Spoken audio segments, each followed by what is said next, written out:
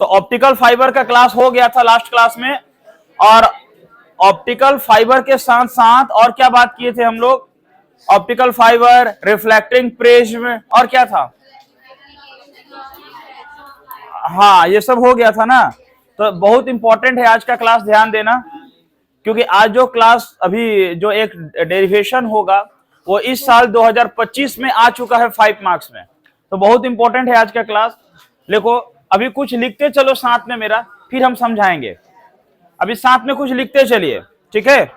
लिखो spherical refracting surface, लिखो spherical refracting surface, spherical refracting surface, लिखो स्फेरिकल रिफ्रैक्टिंग सरफेस।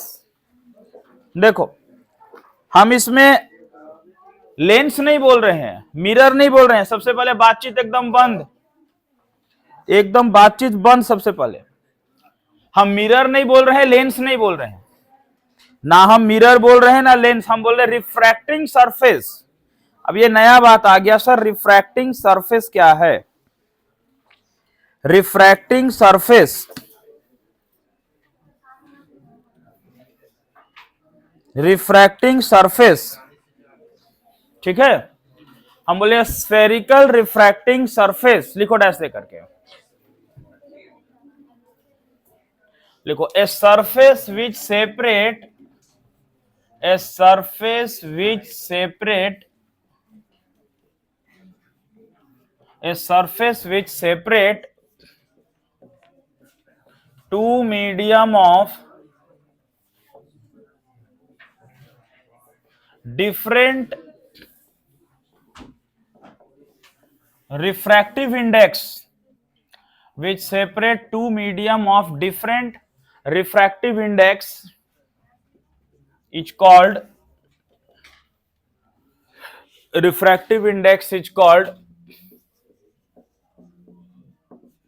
spherical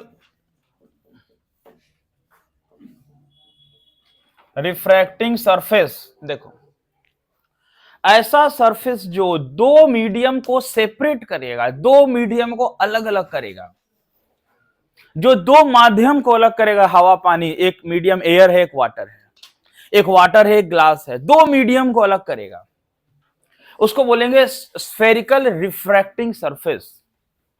जो किसको अलग करेगा? दो मीडियम को अलग करेगा, दो माध्यम को अलग करेगा। फिर से बोल रहे हैं, हम लेंस नहीं बोल रहे हैं, यहां हम मिरर भी नहीं बोल रहे हैं, एक नया बात कर रहे, रिफ्रैक्टिंग सरफेस। ऐसा सरफेस जो दो मीडियम को क्या करेगा? सेपरेट करेगा, उसको बोलेंगे स्फेरिकल रिफ्रैक्टिंग सरफेस। देखो there are two types of, there are two types of refracting surface. ये रिफ्रैक्टिंग सरफेस टू टाइप्स का है। ये नया पेन है, बढ़िया नहीं चल रहा। ये रिफ्रैक्टिंग सरफेस टू टाइप्स का है। पहला देखो concave spherical, concave spherical refracting surface. देखो पहला है कॉनकेव स्फेरिकल रिफ्रैक्टिंग सरफेस। सुनो, कॉनकेव, आप कॉनकेव मिरर पढ़े, कॉनकेव लेंस पढ़ेंगे, लेकिन अभी ये बीच में है सरफेस, जितना मिरर लेंस नहीं बोल रहे हैं, है ना? तो क्या बोले हम? Concave spherical refracting surface. अब इसका डिफिनेशन लिखते हैं, a surface which is, a surface which is concave, a surface which is concave towards,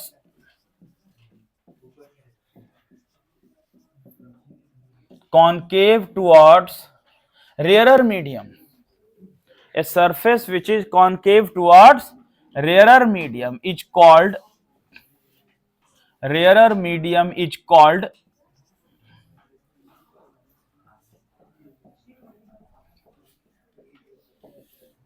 concave spherical refracting surface. देखो ऐसा सरफेस जो कॉनकेव हो, ऐसा सरफेस जो किधर हो कॉनकेव, रेयरर मीडियम की तरफ। रेयरर डेंसर समझते हैं ना, ऐसा सरफेस जो कॉनकेव के तरफ रेयरर हो उसको क्या बोलेंगे, कॉनकेव स्फेरिकल रिफ्रैक्टिंग सरफेस। लिखिए, हम डायग्राम बना के भी समझाएंगे, पहले डिफिनेशन लिख ले। दूसरा है convex spherical refracting surface, convex spherical refracting surface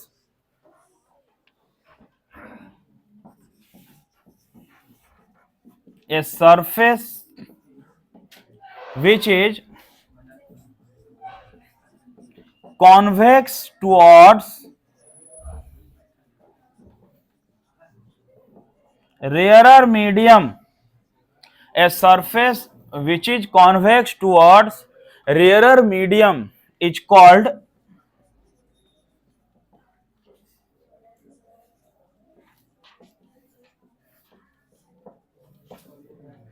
convex spherical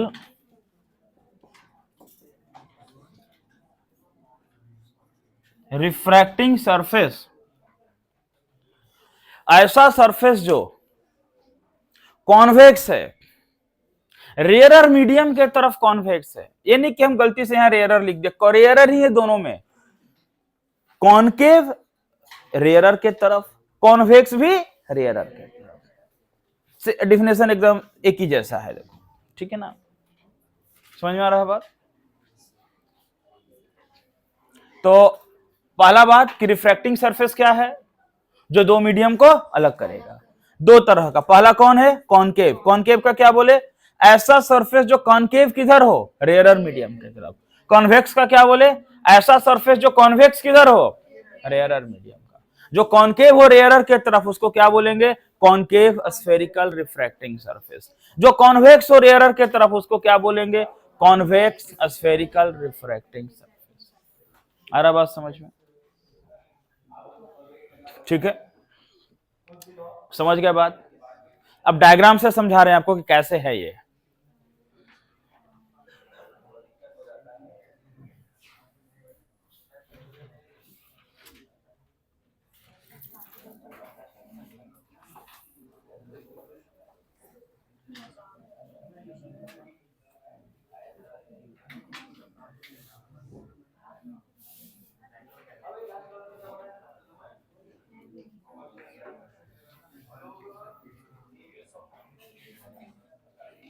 लिखें,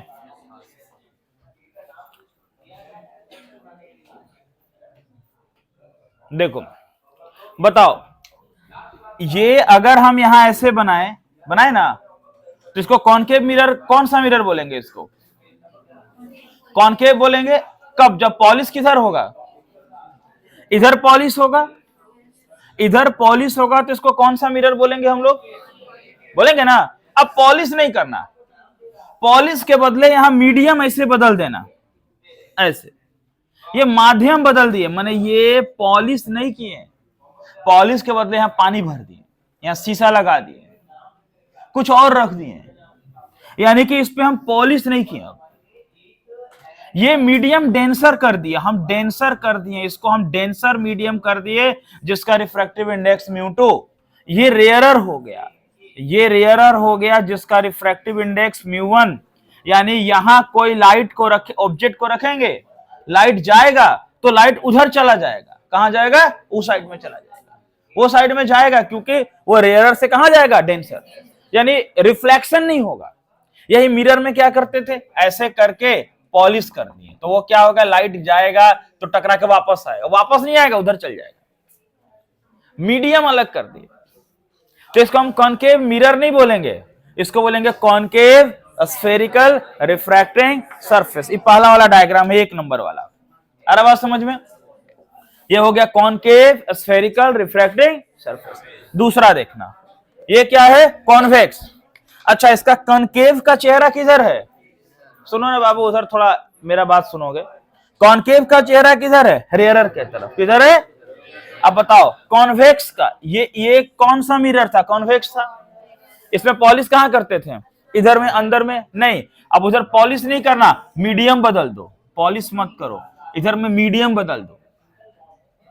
मतलब इधर कर दो डेंसर, क्या कर दो इधर डेंसर, जिसका रिफ्रैक्टिव इंडेक्स क्या है म्यू2, और इधर कर लो रेयरर, क्या है रेयरर, जिसका रिफ्रैक्टिव इंडेक्स क्या है। ये पोल हो जाएगा, ये पोल हो जाएगा इसका, यानी मीडियम बदल दिए, क्या बदल दिए, इधर कॉन्वेक्स की तरफ कौन है, ये रेयरर मीडियम कौन है, और इधर कॉनकेव की तरफ कौन है, रेयरर मीडियम। तो ये हो गया कौन सा सरफेस हुआ, कॉन्वेक्स स्फेरिकल रिफ्रैक्टिंग सरफेस। ये क्या हुआ, कॉनकेव स्फेरिकल रिफ्रैक्टिंग। जल्दी से बनाओ इसको तो डायग्राम। देखो तो अभी जैक 2025, इसमें इस बार का क्वेश्चन है for any spherical refracting surface, सुनो बात, एनी स्फेरिकल रिफ्रैक्टिंग सरफेस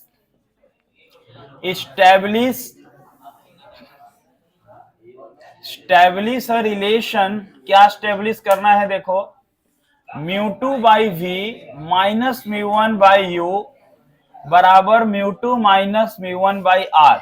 ये लॉन्ग रेंज में 5 मार्क्स में ये क्वेश्चन इस बार आया है, और इसके पहले 2014 से लेके 25 के बीच में 6-7 बार आया है, 19 में, 21 में, 23 में, 24 में, 23-24 लगातार। मतलब आप क्वेश्चन बैंक देख सकते हो, इसमें हमको कहना नहीं।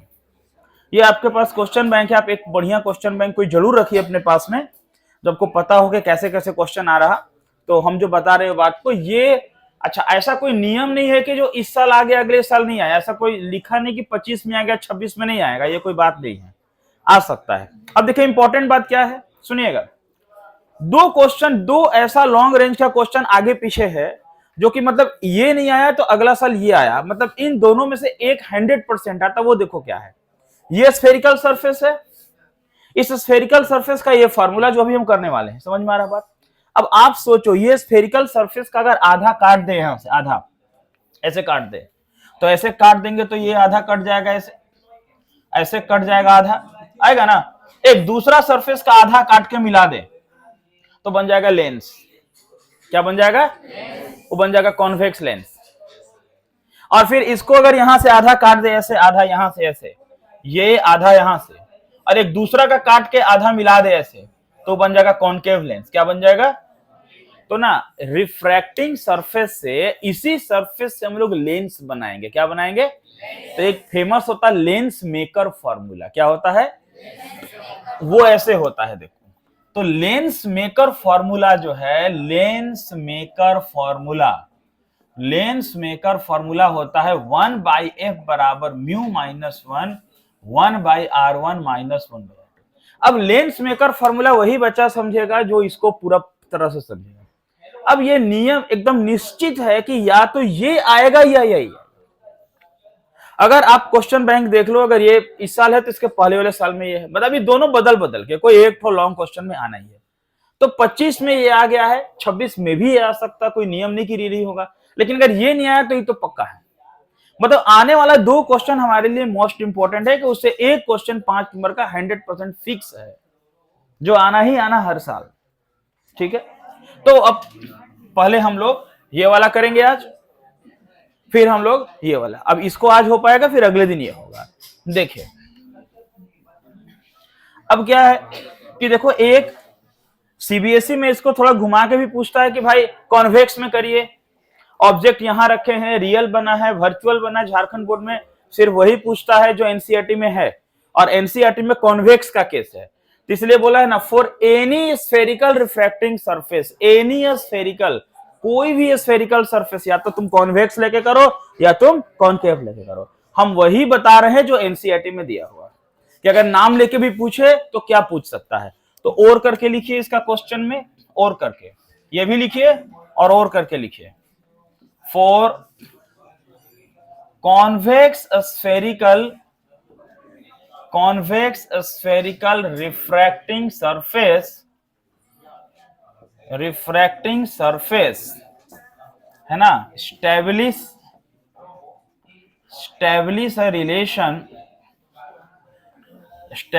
अ relation, mu two by we minus mu one by U, mu two minus mu one by R, when object lies in rarer medium,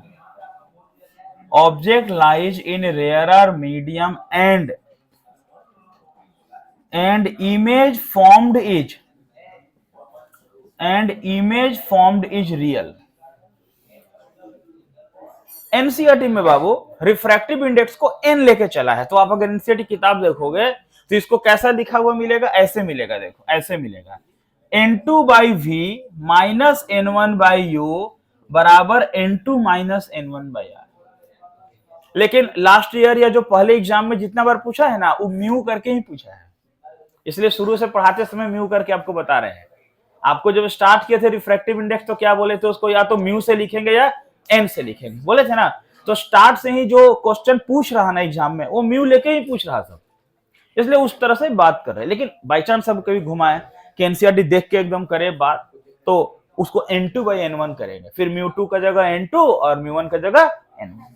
otherwise यही पिछले साल तो ये एकदम सेम वर्ड, ये वर्ड आया, ये वाला, ठीक है।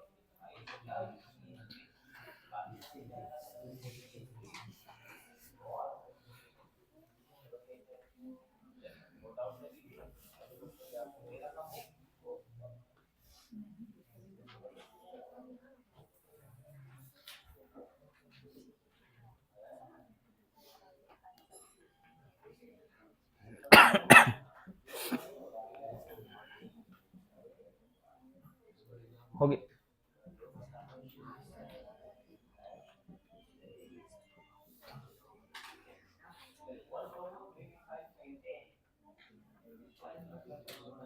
ठीक है, लिख लिए। हाँ हाँ, पूरा मिटाएंगे, फिर आराम से डायग्राम बना के और करेंगे। हाँ पूरा एकदम,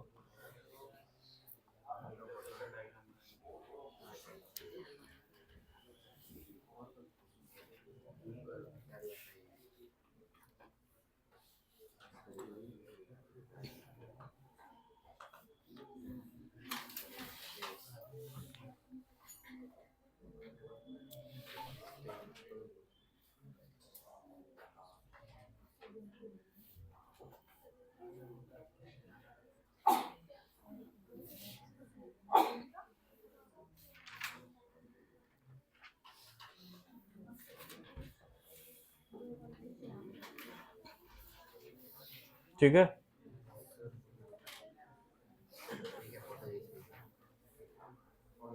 हाँ नहीं, इतना इसलिए बताना पड़ता, लिखना पड़ता ना, कि बहुत बार क्या होता ना कि ये स्टूडेंट को समझ में आना चाहिए कि क्वेश्चन क्या है, आंसर क्या देना है। ये जरूरी है जानना कि किस तरह का क्वेश्चन है, आंसर क्या देना, ठीक है ना। एकदम सिस्टमेटिक वे में ये बात करना बहुत जरूरी है, ठीक है ना। सिर्फ पढ़ाने से नहीं होगा, अभी बताना पड़ेगा आपको एक एक लाइन कि आपको लिखना कैसे है। रिजल्ट में कन्वर्ट होना चाहिए बात, रिजल्ट में कन्वर्ट होना चाहिए। बहुत अच्छा खेले, सेंचुरी बना लिया, टीम को हरवा दिए, कोई फायदा है? कोई फायदा नहीं, बनाते रहिए, मैच जीत जाना है लास्ट होते होते। आ रही बात समझ में? तो चाहे आपका सेंचुरी बने या नहीं बने, लेकिन फाइनल रिजल्ट आना चाहिए, एकदम एग्जामिनेशन पेपर में छप जाना चाहिए आंसर आपका, एकदम छप गया सर, एकदम गारंटीड है, आना ही आना है। ये ऐसा हमको पढ़ना है, ये नहीं करना कि खूब पढ़ के गए, लिख के कुछ नहीं आए, बोले सर ये लिखे तो खूब थे, नंबर ही नहीं दिया। ऐसा नहीं करना काम, आप लिख के आएंगे तो नंबर मिलेगा 100%, ठीक है। इसलिए प्रैक्टिस करते रहना। तो आज जो हम अभी बता रहे हैं, इसको आज प्रैक्टिस हो जाएगा ना, गारंटीड है ना। चलो देखिए, अब ध्यान दीजिए, ये देखो यहाँ, हाँ ये देखो डायग्राम बना रहे, कॉन्वेक्स स्फेरिकल रिफ्रैक्टिंग सरफेस का डायग्राम देखो, ये है कॉन्वेक्स स्फेरिकल सरफेस, ठीक है। अब यहां पर बाबू थोड़ा ध्यान दो, बात नहीं करो, समझो इधर। समझाने लगते तुम लोग अपना फिर शुरू करता कहानी। यहां देखो, ये कॉन्वेक्स स्फेरिकल सरफेस, ये देखो ऐसे। अब ये ना दो मीडियम को अलग कर रहे हैं। अब डायग्राम समझिए बढ़िया से, पूरा हम डायग्राम्स के साथ प्रूफ कर देते हैं, बाद में फिर आप लिखना। ये कौन सा मीडियम है बताओ? डेंसर मीडियम, जिसका रिफ्रैक्टिव इंडेक्स क्या है? μ2। ये कौन सा मीडियम है बोलो?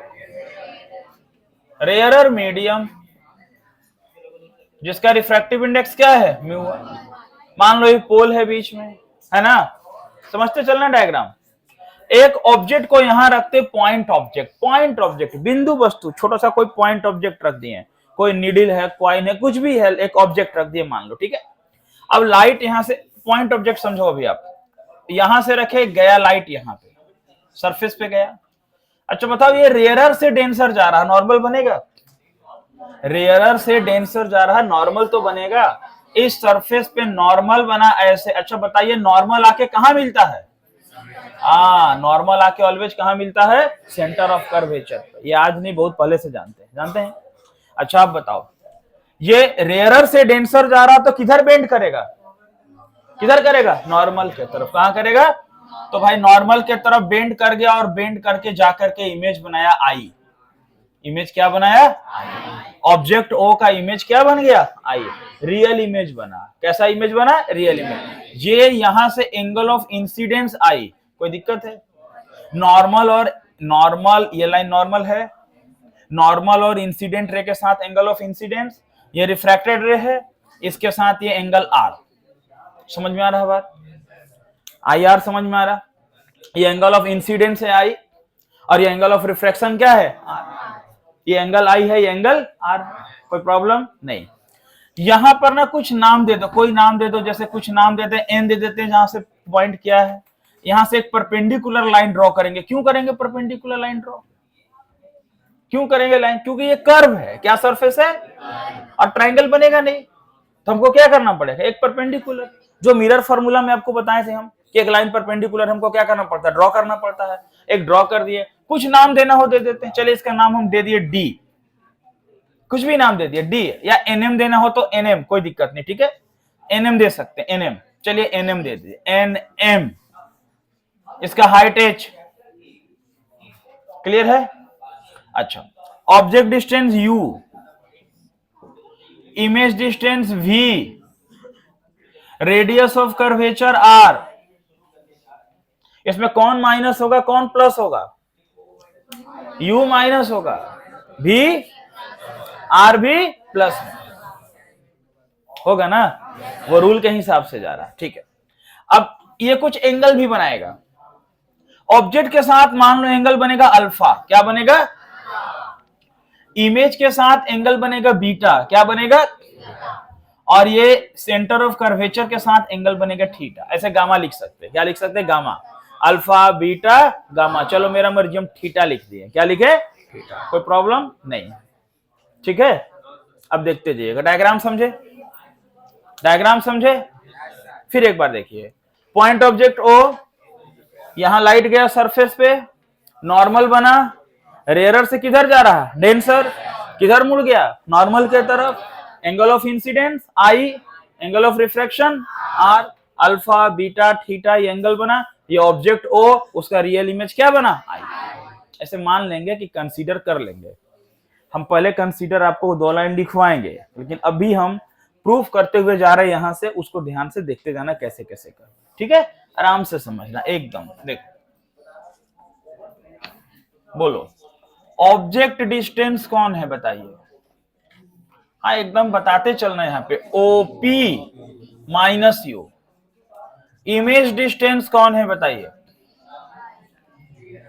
आईपी, और वो है plus V. Radius of curvature कौन है बताइए? रेडियस ऑफ कर्वेचर है सीपी, और वो क्या है? प्लस, ठीक है। देखो, इन ट्राइंगल एनओसी, देखो तो एनओसी कहां है? हाँ एनओसी, बोलो, दिख गया? कौन कौन एंगल बन रहा है उसमें? हाँ अरे उसमें को अल्फा दिख रहा और थीटा बन रहा, और उसका बाहर में कौन बन रहा, उसका अल्फा थीटा, और बाहर में आई है, आर तो दूसरे के साथ है ना, आई है ना, है एन ओ सी, आई बन रहा। तो दो अंदर वाला का कोण का जोड़ बाहर वाले के कोण के बराबर होता है। तो फिर क्या होगा यहाँ पे, अल्फा प्लस थीटा बराबर आई। हमको आई और आर निकालना, क्या निकालना है, अगर प्लस माइनस करके भी निकालना पड़े तो निकलेगा, लेकिन यह सिंपल बन गया। आई बराबर क्या मिला, अल्फा प्लस थीटा। बोलो इन ट्रायंगल एनआईसी, कहां एनआईसी देखो, हाँ देखो डायग्राम में देखो, एनआईसी देखो कहां है, एनआईसी दिखाई दिया। हाँ बोलो अंदर में कौन कौन है बताओ, और कौन है, और उसका बाहर में कौन है, तो बीटा प्लस आर बराबर, तो आर बराबर क्या हुआ, हमको आई और आर चाहिए था, निकल गया आई और आर, मिल गया आई और आर। देखिए इसके बाद देखिए, according to a Snell's law, बोलो अकॉर्डिंग टू, क्या बोलेंगे, स्नेल्स लॉ, क्या होगा जी स्नेल्स लॉ से, म्यू बराबर साइन आई बाय एंड, और एक तो होता देखो, एंड म्यू बराबर होता है म्यू टू बाई म्यू, क्योंकि इधर का म्यू वन इधर का म्यू टू, तो लाइट गया म्यू वन से म्यू टू, तो इधर का refractive index mu two by mu one, equation 2। कोई दिक्कत है इसमें, ठीक है। देखिए from equation 1 and 2, from equation 1 and 2, बोलो क्या लिखे 1 और 2 से, क्या लिखे बोलिए, म्यू म्यू बराबर हो गया, तो क्या लिखे, साइन आई बाय बराबर क्या हो गया, ठीक है, समझ में आ रहा है बात। अब देखिए आगे लिखते हैं जगह तो अच्छा, एक लाइन यहां के बाद लिखते हैं, sine I and sine R, sine I and sine R are very small angle. देखो जो साइन आई और साइन आर है वो बड़ा ही स्मॉल एंगल है, देयरफॉर साइन आई किसके बराबर होगा, आई के बराबर, और साइन आर किसके बराबर होगा, आर। हम लोग को मालूम है कि जब कोई एंगल छोटा होता है तो उसको लगभग में बराबर लिखते हैं, यह नियरली इक्वल टू साइन है, तो हम बोलेंगे साइन आई और साइन आर बहुत ही छोटा एंगल है यहाँ, इसलिए साइन आई किसके बराबर है, आई के बराबर, और साइन आर किसके बराबर है, साइन आई के बराबर, साइन आर। तो बोलो क्या लिखे यहाँ पे, बोलो तो ये एक मिनट समझो यहाँ, तो बोलो sine I by sine R बराबर क्या है, म्यू टू बाई, तो देयरफॉर हम ऐसे लिखेंगे कि आई बाई आर बराबर क्या हो गया, mu two by mu one, ठीक है। आ रहे ऊपर लिख रहे हैं, अब समझ में आ रहा, आई बाई आर बराबर क्या हो गया, यहां तक सही जा रहा, पहले आई और आर निकाले हम लोग, फिर बाद में हम लोग बोले कि साइन आई साइन आर बहुत छोटा एंगल है, तो sine i nearly equal to i, sine r nearly equal to, तो आई बाई आर बराबर म्यू टू बाई, बोलो क्रॉस मल्टीप्लाई करेंगे तो क्या होगा, म्यू टू आर बराबर क्या होगा, mu one i, mu two r बराबर म्यू वन, थोड़ा और नीचे लिखते हैं दिखेगा, म्यू टू आर, यहां लिखे ना, म्यू टू आर बराबर म्यू वन, कोई दिक्कत है। अब बोलो म्यू टू आर का वैल्यू कितना है बताइए, आर का वैल्यू कितना है जी, यहां से थीटा माइनस, तो थीटा माइनस बराबर म्यू वन, आई का वैल्यू कितना, अल्फा प्लस इक्वेशन 3। कोई प्रॉब्लम है यहां तक, देखिए यहां तक कोई समस्या है, हाँ मतलब आराम से कोई ये नहीं है, ठीक है। कैसे जा रहा, पहले डायग्राम बना, आई और आर निकला है ना, फिर हम लोग स्नेल्स लॉ लगाए, sine I by sine r को बराबर किए, ठीक है ना। अब देखो आगे, अब आगे देखो, देखिए अब देखिए यहां इसका किया जाए काम, देखो कैसे कैसे लिखना है, इधर से आ रहे इधर, फिर इधर, फिर इधर, फिर यहां गए, थोड़ा सा यहां गए, अब की बार इधर आ रहे पूरा, ठीक है। देखो हाँ देखिए, लिखते हैं जो अल्फा है, अल्फा, ये जो अल्फा है वो nearly equal to 10 alpha. Alpha किसके बराबर है बताओ? 10 अल्फा। क्योंकि सारा घटना P बाई बी में हो रहा। टेन थीटा क्यों? क्योंकि P बाई बी सामने परपेंडिकुलर है और जितना क्वांटिटी है वो बेस में है। किसमें है? देखो रिलेशन किसके बीच करना है? U, V और R के बीच में। देखा ना, mu two by v, mu one by u, फिर mu two minus mu one by R. तो रिलेशन है ऑब्जेक्ट डिस्टेंस, इमेज डिस्टेंस और रेडियस ऑफ कर्वेचर। क्या है? ऑब्जेक्ट डिस्टेंस, इमेज डिस्टेंस, सब आधार में है, बेस में है। और सामने एक कर्व था, जो कर्व के लिए हम लोग एक परपेंडिकुलर खींचते हैं। समझ में आ रहा है बात? तो अल्फा जो है वो 10 अल्फा। बताओ तो 10 अल्फा का फॉर्मूला क्या होगा? P by b. तो यहां अल्फा है तो NM और बाई क्या हो जाएगा? OM। NM P by b, देखना NM और यहां कौन हो गया? OM। तो क्या हो गया इसका? NM बाई क्या हुआ? OM। NMH, NM क्या है? बोलो OM किसके बराबर होगा? OM किसके बराबर होगा? देखो हम लोग साइन कन्वेंशन शुरू से पढ़ते आ रहे हैं कि all distance are measured from the pole. कहां से मेजर्ड होगा? तो एक्चुअल में जो परपेंडिकुलर डाले हैं वो किसका करीब है? पोल के करीब है। हमको डिस्टेंस कहां से लेना है? पोल से लेना है। लेकिन वो कर्व सरफेस के लिए हम लोग परपेंडिकुलर ड्रॉ करते हैं ना। तो देखो क्या होगा? NMH बाई हो जाएगा OP। क्या हो जाएगा? यानी OM किसके बराबर हो गया? OP के बराबर हो गया। अगर ज्यादा लिखने का मन हो कि सर ये क्यों लिखे, तो लिख सकते हैं कि M is very close to P, M is very close to, and नहीं लिखेंगे कोई प्रॉब्लम नहीं, कोई प्रॉब्लम नहीं। वो क्लोज में है इसीलिए उसके बगल में लिखे। ठीक है, चलो बताओ। Beta nearly equal to 10 beta. बताओ तो 10 बीटा क्या है? देखो तो बीटा यहां बन रहा है, बन रहा ना। तो क्या होगा? NM P by b, NM by क्या होगा? NM बाई क्या होगा? देखो तो IM, NM बाई, अरे ये सामने परपेंडिकुलर और ये वाला बेस। समझ में आ रहा? बस थोड़ा सा 2 स्टेप समझना, बाकी आंसर भी आ जाएगा। NM बाई कौन है? IM। बोलो NMH है और IM किसके बराबर है? IP का बराबर। किसके बराबर है? फिर बोलो, जो थीटा है वो नियरली इक्वल टू 10 थीटा, वो क्या हो जाएगा? थीटा कहां है? देखो यहां है, NM by CM, NM by CM, P by b दिख रहा ना। NM बाई क्या होगा? NMH और CM किसके बराबर? CP के बराबर। किसके बराबर? कोई दिक्कत है? अब हम अल्फा, बीटा और थीटा के वैल्यू को इक्वेशन थर्ड में रखने वाले। कहां रखने वाले हैं? थर्ड इक्वेशन है ना, वहां रखते हैं। लिखते हैं कि putting the values of alpha, beta and theta in equation 3। देखो अब इक्वेशन 3 क्या है? देखो अपने आंख के सामने इक्वेशन 3 देखो। इक्वेशन 3 दिखाई दिया? बोलते जाइएगा, बोलते जाइएगा तो अभी प्रूफ एकदम सामने आया। क्या देखो कैसे, क्या है? म्यू टू कौन है ब्रैकेट में? थीटा माइनस, बोलो थीटा का वैल्यू कितना? H बाई माइनस बीटा का वैल्यू H बाई बराबर म्यू वन। फिर बोलो क्या है? Alpha plus theta. अल्फा का वैल्यू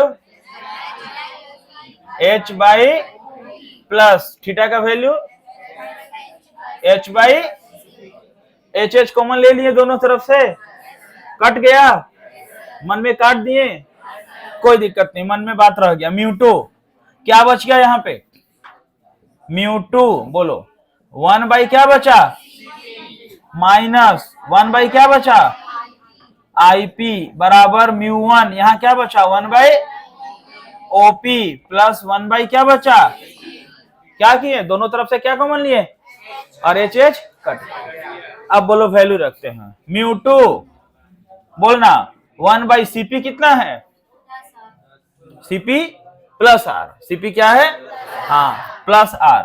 माइनस आईपी क्या है प्लस वी बराबर म्यू वन, ओपी क्या है और सीपी क्या है। आ रहा बात समझ में, एकदम आंसर की तरफ पहुंच रहे हैं, ठीक है, लेकिन बोर्ड का जगह खत्म हो रहा, ठीक है ना। नहीं नहीं मिटाएंगे नहीं, मिटाएंगे नहीं। यहां देखो, अरे कोई दिक्कत नहीं, देखो ना, अब बोलो मल्टीप्लाई करें, म्यू टू को 1/r क्या हो जाएगा, mu two by r, mu two को 1/v क्या हो गया, म्यू टू बाई वी बराबर, बोलना म्यू वन को -1/u क्या हो गया, minus mu one by U, mu one को 1/r क्या हो गया ना। आर आर को एक तरफ लाएं, बाकी को एक तरफ ले जाएं, बोलो म्यू टू बाई आर, उधर कौन है म्यू वन बाई आर है, वो आ गया म्यू वन बाई आर बराबर, ये कौन था माइनस म्यू टू बाई है, वो उधर गया तो क्या हो गया म्यू टू बाई भी, और पहले से कौन है उधर म्यू वन बाई। अब आपको आंसर दिखाई दे रहा है, नहीं दिखाई दे रहा है, दे रहा ना दिखाई, बोलो आर आर का एलसीएम कितना हो गया आर, तो क्या बच गया ऊपर में mu two minus mu one,